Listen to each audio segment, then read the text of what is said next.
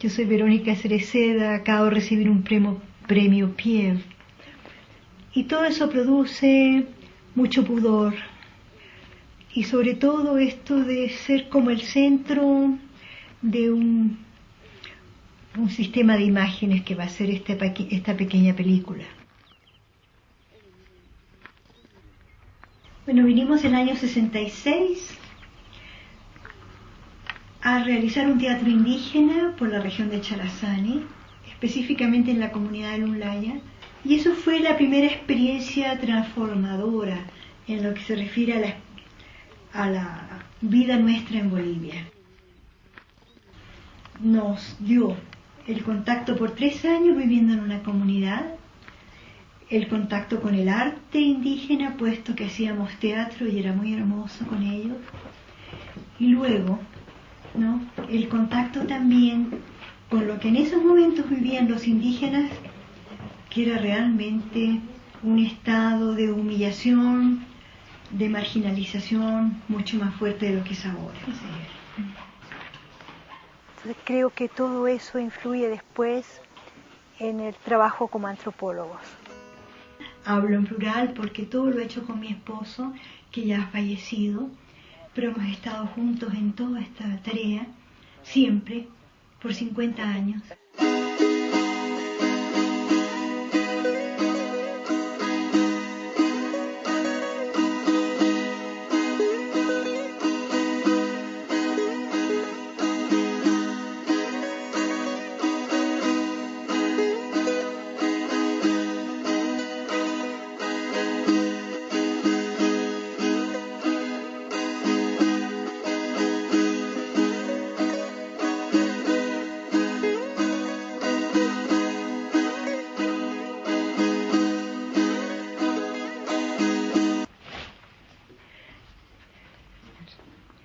Te voy a mostrar, por ejemplo, las bolsas que tejían. Esta es una talega, esta es una guayuña, que es más chiquitita para las semillas de quinoa, esto es ya para llevar las semillas de papa. Lo que me impresionó fueron ciertas regularidades, el que fuese simétrico, el que fuese contrastado, buscando el contraste entre franja y franja, y especialmente esta parte que las tejedoras llamaban alca. Voy a pasar encima de todas las reflexiones y otros trabajos, pero el alca está relacionado con estar despierto, con ser inteligente, con percibir las diferencias. Y fueron tal vez las primeras experiencias que me permitieron comprender que detrás de los diseños de los tejidos hay siempre un pensamiento más general sobre la cultura.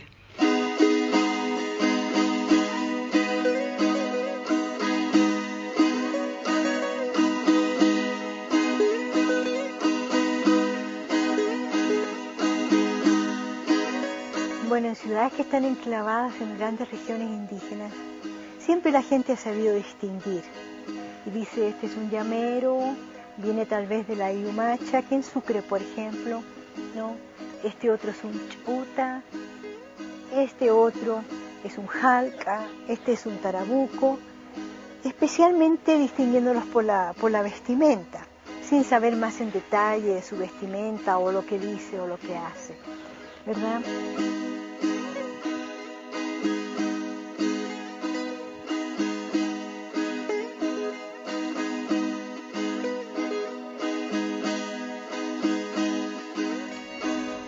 Que me pasó cuando estaba estudiando los costales y las talegas es que no tenía una disciplina de descripción de lo plástico, de los lenguajes visuales, como es la pintura, por ejemplo, que pudiera yo ligar con la antropología.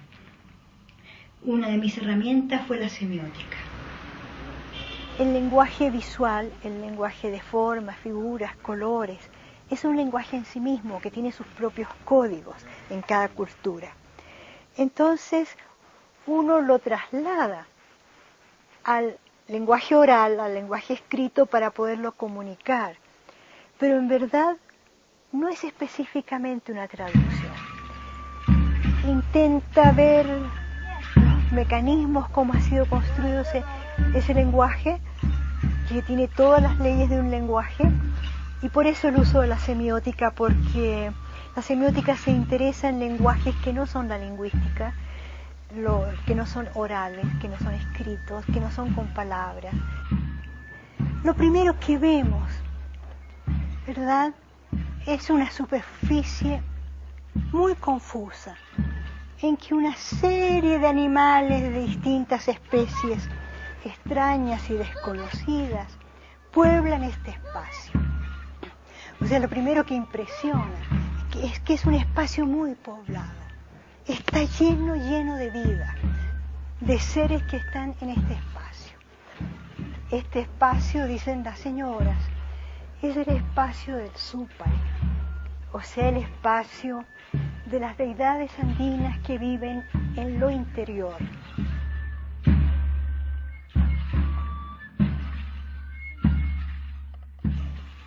Vamos a verla por su revés. Los tejidos Jalca y los tejidos Tarabuco, aquí lo tenemos al mismo personaje, ¿no?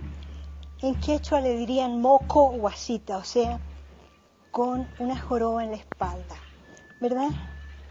Está en negro, antes estaba en naranja, y tiene los mismos personajes adentro, ahora en color claro, y la figura está en color oscuro. Ni una hebra, ni un nudo, nada que destruya la perfección del revés, de modo que se puede leer, ver y usar y leer por los dos lados.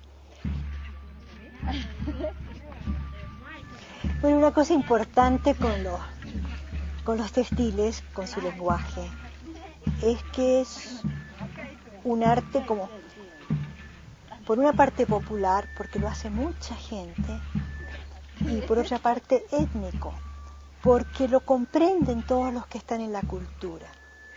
Y en ese sentido, un arte colectivo se diferencia mucho de lo que hace un artista individual, digamos, que tiene que buscar su público, atraerlo, hacerlo entender del mensaje que está pasando, hacerlo gustar de su estética. En cambio acá es una creación colectiva, y eso es muy interesante, y tampoco lo hemos sacado bien a luz en Bolivia.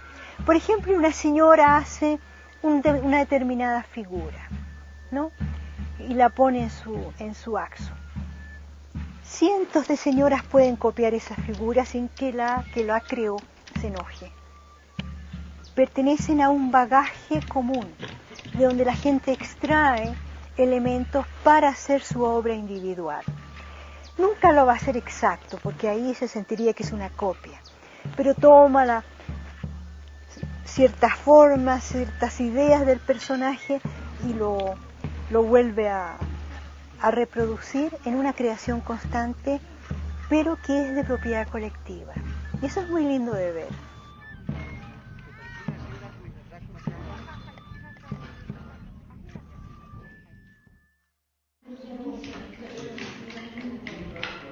La otra cosa fascinante de ver en los procesos textiles en 20 años, 30 años, 10 años, incluso 5, es la constante transformación. Son un proceso vivo. A veces ese proceso nos lleva a realizaciones más altas de la cultura. En el tejido Jalca, por ejemplo, antes era más ordenado, más luminoso, mucho menos poblado de personajes el tejido, y se ha ido ante nuestros ojos y durante el programa de renacimiento del arte indígena, y sin que nadie dé una dirección al respecto, oscureciendo, volviéndose caótico, ¿no?, expresando mucho mejores ideas de mundos no cotidianos, pero que son mundos sagrados que pertenecen a lo interior. Es lo mismo en los textiles Tarabuco, de más sencillos que eran, menos segmentados, tal vez 3 segmentaciones, con personajes más normales, unas señoras tomadas de la mano bailando, han llegado a representar cementerios, entierros, agricultura, tantas cosas de su vida y es un proceso muy reciente. Y eso es precioso porque nos permite entender y realmente entender que son pueblos vivos capaces de llegar a hacer grandes cosas.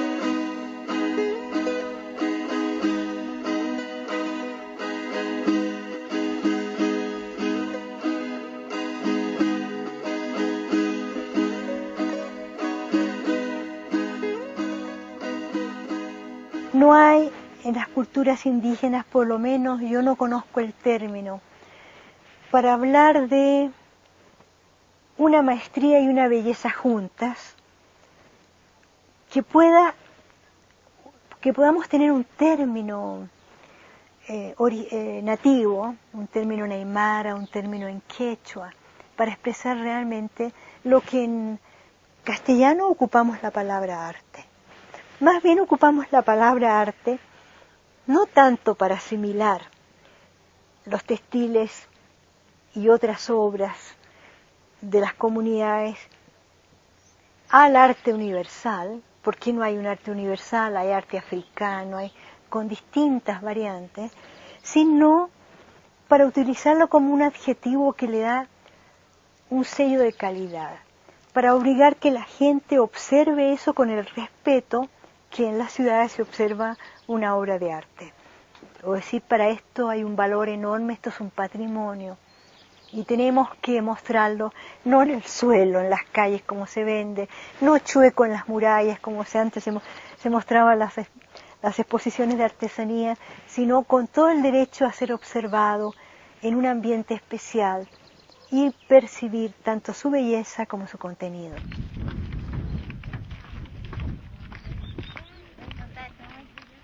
Buenas tardes, mamita. Buenas tardes. ¿Cómo está, mamita? Hemos estado muy preocupados por la continuidad de los procesos. Entonces, Azur lleva adelante muchas capacitaciones de niños donde las mejores maestras o los mejores maestros de una comunidad guían a las nuevas generaciones para que vayan no solamente moviendo los dedos, tejiendo, pensando cómo van a poner un dibujo u otro, sino también aprendiendo de la cultura que es la que está ahí reflejada, digamos, en un diseño. Esto a nosotros nos parece muy importante porque no hay universidades indígenas con la cultura indígena, porque la escuela no enseña las culturas tradicionales, y de este modo permitimos que los mayores transmitan a los niños no solamente las técnicas, no solamente el placer de crear, sino también los pensamientos profundos que hay en todos los diseños. Los tejidos son una muestra para que las sociedades urbanas vean la capacidad de las comunidades indígenas. Eso ha sido una lucha. Los hemos puesto como obras de arte, lo hemos puesto en un museo, para crear respeto, para crear admiración por las culturas indígenas. Y eso es una batalla